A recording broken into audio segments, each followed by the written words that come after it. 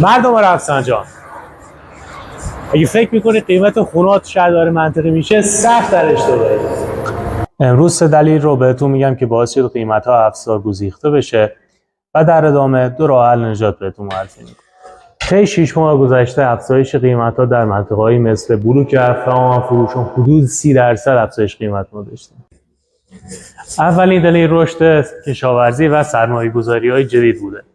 به این صورت که رفسنجان ما کلا رو پسته میچرخه. برعکس تمامی این شهرها که معمولاً 6 ماه اول سال بازار خوبی دارن، ما 6 ماه دوم سال بازار خوبی داریم. به این صورتی که محصولمون که پسته هستش به دست میاد، نقد میشه و خونه‌هایی که از قبل مونده بوده فروش میره.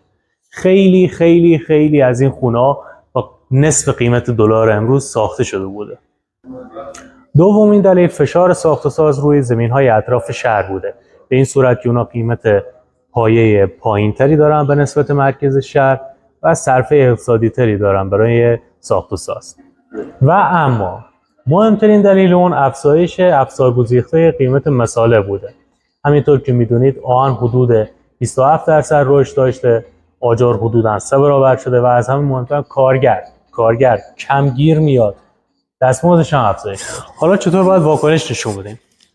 راه حل اول اینه که در زمین‌های تازه تفکیک که توسط املاک معتبر مثل املاک پادشاه تایید شدن سرمایه گذاری کنیم. همونطور که میدونید ما پروژه مسکونی رویان رو داشتیم و کارش به آخر رسیده. انشالله پروژه های بعدی رو معرفی میکنم. این فقط یک تصویر کلی بود. حالا نظر شما چیه؟ آیا فکر می‌کنید منطقی هم هست که قیمتاش غیر منطقی شده؟ تو کامنت ها برام بنویس. فراموش نکنید که سابسکرایب کنید حتما تا تحلیل‌های افقی رو از دست ندید.